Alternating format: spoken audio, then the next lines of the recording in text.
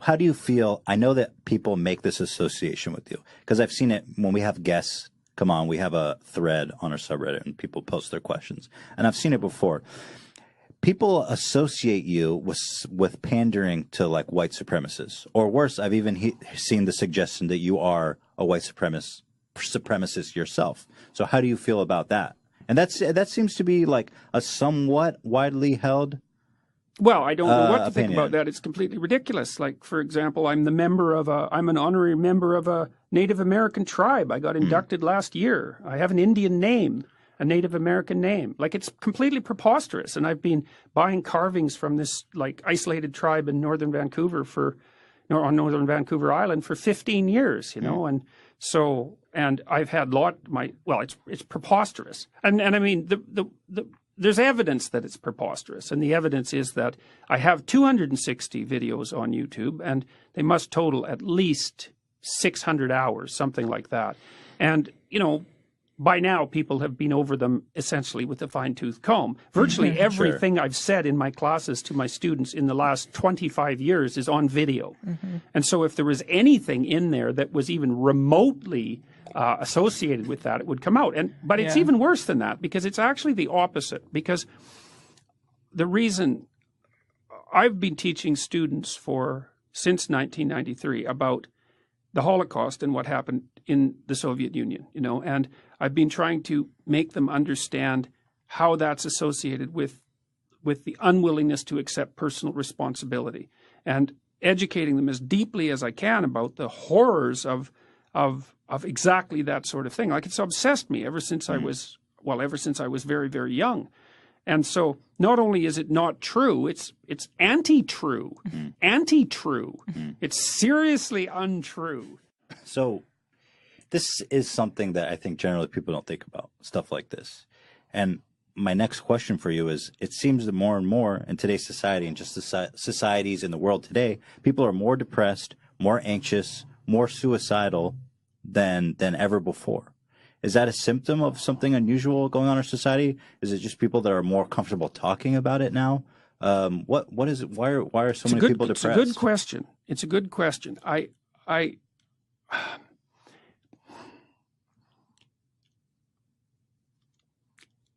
I think at least part of it is the complexity of our society. It isn't certain how the future is going to lay itself out, and it isn't certain that what you knew in the past is going to be sufficient for you to move forward into the future.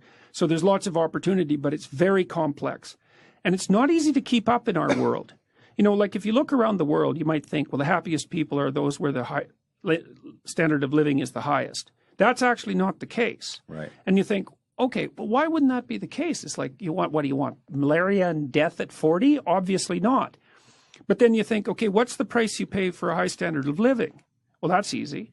You virtually always sacrifice the present for the future. You're always working. I mean, you guys, you're fairly influential and you've got this good thing going, but like, it could crash at a moment's notice. You better keep your eye on it. And every day you're thinking, okay, this has to be done, and this has to be done, and this has to be done. And it pays off. I mean, you have a nice studio and I would presume a reasonably comfortable life, but it's not like you're not running on a treadmill to keep that going.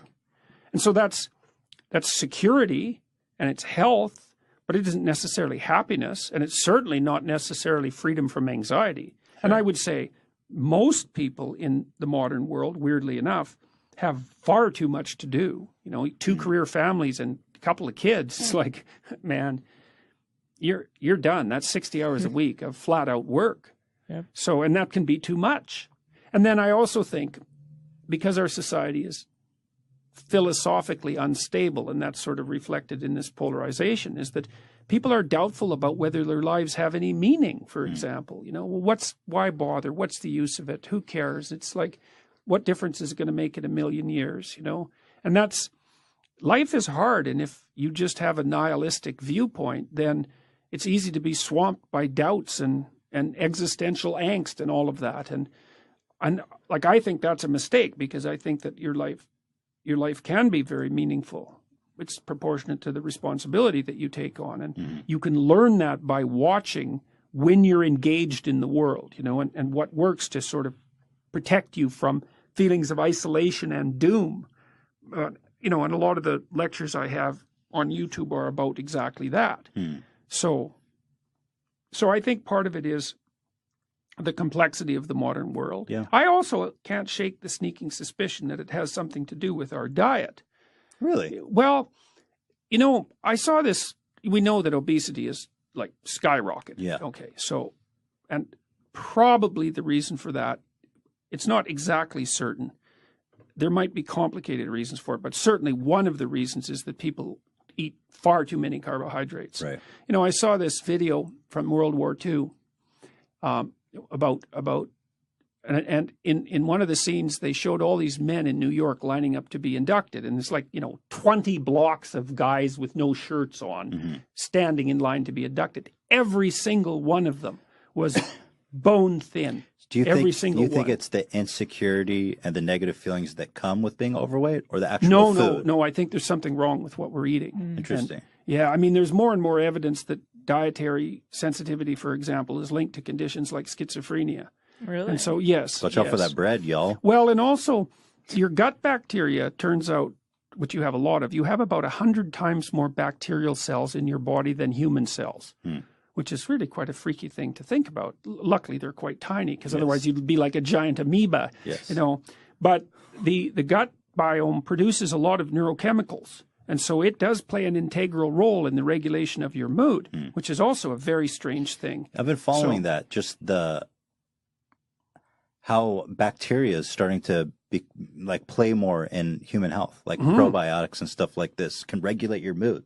That's so freaky. Yeah, it is. That's for sure. Yeah. Well, and you know, one possibility is that, well, let's say you eat a lot of carbohydrates and sugar. Okay, so what happens is that you grow bacteria in your gut that really like carbohydrates and sugar. Right. Well, so then you think, well, I'm always having cravings for carbohydrates and sugar. It's like you're having the cravings, you think.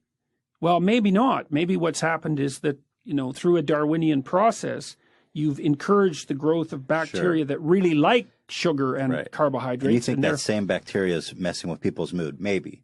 Yes, it could, and it's also messing with their cravings. That's. I mean, we're really walking oceans, you know, like we're big creatures. I mean, we're not big compared to like a Douglas fir or the sun, but like we're pretty big creatures, and we are liquid. Most of us is liquid, and you know, if you saturate yourself with carbohydrates and sugar, then you are invaded by the bacteria that live on those things. And so that's not necessarily so good for you. We ask all of our guests if they have ghost stories, supernatural experiences, UFO sightings, anything like that. You don't need to get too deep. And if you don't, you can say no. That's perfectly fine. But do you have any supernatural experiences? You do? All right. You do. Do you mind sharing it? I have two. Okay. Oh. Wow. I've got to figure out which. I'll share you the one that's funnier, I think. Okay. Okay, so I went to Nashville and to a scientific conference, and I looked online to book a hotel, booked a hotel, and then I went down to Nashville, and my former graduate advisor was coming, staying in the same hotel, but he didn't come with me, and a student of mine who had become a professor was also coming into town. Okay, so I got to this hotel, and I didn't know that Nashville, that had been hollowed out, like the downtown wasn't good. There were lots of abandoned buildings. It was pretty crime-ridden, not a fun place. They're trying to put it back together, but the hotel that I'd rented was sort of in the middle of this, and it was a 70s hotel. And so it's kind of in a sketchy neighborhood. So that was interesting. So I walked in, but the lobby was beautiful. Like they'd completely redone it. There were replicas of like Renaissance paintings on the roof. It was all marble. It was really quite impressive. And then right next door to the lobby, there was this huge restaurant that probably sat 300-400 people. Really big restaurant. And I looked in the restaurant. There wasn't a single person there. And there was this steam table, you know, full of stainless steel trays, huge trays, and all there was like mac and cheese and green beans. You know what green beans are like if they're like soaking in hot water for like an hour. It's like, you don't want to eat those things. So that's all there was. And I thought, that's kind of weird. And there was no people in there. No staff, no people. That's weird. So anyways, I checked in, and I went up, and the rest of the hotel really hadn't been fixed up since the 1970s, so it smelled like smoke. The carpets were old. I went into my room. It was kind of ratty, but it was okay. Put my computer on the bed, put my luggage on the bed, and called my graduate student and went out to have some barbecue. So that's fine. So then I came back and got into my room, and my graduate student came along. This was Colin, the guy who invented that personality test. And I walked in, and all the drawers in the cabinets were open. Like, so there was a bureau, 4 drawers and 4 drawers side to side, and there was the little table between the beds, and there was a desk, and all of the drawers were open, and not just a little bit open, like completely open. But my computer was still on the bed, and so was the luggage. And I thought, well, that's weird. I didn't open those damn drawers, and if someone came in here to steal something, why didn't they take the computer? That'd be the logical thing to do. So we closed all the drawers, and then we thought, well, maybe a big truck went by, and like, that's a pretty stupid hypothesis, but we couldn't think of anything else. So we kind of shook the cabinet to see if we could get the doors to open. We'd shut all the drawers, and when we turned around, the damn drawer on the desk was open again. So we shut that. So, okay, so I had opened, the drawer was open in the middle little cabinet between the beds too, and there was a Gideon Bible in there, and it was open, and it was open to the line that says, yea, though I walk through the valley of the shadow of death, I will fear no evil. And I thought, well, that was pretty interesting. I closed that, closed the door, and my we talked for a while. Graduate student left, and I thought, I didn't really think much of it. I thought it was weird, you know, but whatever, it was weird. So then I went to sleep. In the middle of the night, I woke up and I thought, you know, that wasn't just weird. That was really weird. It was like someone was in my room, right? Because otherwise, why were the drawers open? And why were they open? Like, what's going on? And the Bible was open. Well, and so the next morning, I went downstairs to this girl, black girl, behind the counter. And I walked up and I said, look, I don't want to alarm you, but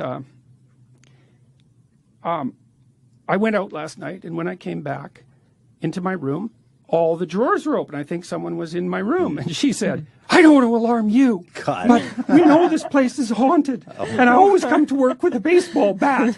And I thought, oh, well, of all the responses I thought I would get. Is that more terrifying? Well, it was just, it was surreal, right? And it was like a movie moment. It was ridiculous. So I went and talked to my graduate advisor, an older guy who had been in the hotel, and he said that the night before he had taken a shower, and when he came out, there were 2 drawers open in his room. And so these damn drawer opening doors. Okay, and I'll finish this off with the other weird part of this story, which isn't quite so ghostly, but is also extremely weird, and it just gives you a sense of the place. So we went for breakfast the next day, and I took 2 different graduate students for breakfast. We went to this restaurant right next door, and there was no one there. And there was no staff. The same one in the hotel. Same one. Same one. Very fancy. Green marble. Like, it might have been quite a place back in the 1970s. So we're sitting there and sitting there and sitting there and sitting there for like half an hour. And finally this waiter walks by, and we stop and we say, well, do you have any menus? He says, well, we don't have menus. And I said, well, what do you mean you don't have menus? He said, you can just order anything you want. What? And I said, well, you mean anything? He said, yeah, you just order anything you want, and we'll cook it. So weird. Okay, so we ordered eggs and breakfast, right? Well, we'll have breakfast. How would that be? So then we're sitting there talking, and we waited, and we waited, and we waited, and we waited. It was like 45 minutes, 50 minutes. Nobody's there. No one's there. No, no one's there. Nothing's happening. Yeah. Finally, he comes out with these plates, and he puts the plate down in front of me, and it's quite nicely garnished, and there's 2 eggs on it, and they are, I swear, they are raw. They have not been cooked. And I looked at him, and I looked at the plate, and it was the same with the other 2 people that were there. They gave them eggs that had just been put on the plate. What? He said, well, Cracked right on. It wasn't like they were undercooked. They weren't white with some clear on the top. They were raw. Right. But nicely decorated. Sure. I thought, That's so well, weird. what the hell? What the hell? We said, okay, look. I was like, we called him back, or we said, you know, these eggs are raw. They're not cooked. It's like, what's going on? He said, oh, we'll fix that. So then he went off into the kitchen, and it was like 20 minutes later, and he brought it back, and they were cooked. And so we'd been in there for like 2 hours by that point, late for the conference, and I was laughing to my students. I said, well, the only thing that could possibly top that off is if it was ridiculously expensive. So then he brought the bill. It was like $83. Oh, wow. Yeah, so, well. But was he a ghost? Well, I don't know. Well, he wasn't a waiter, that's for sure, and he certainly wasn't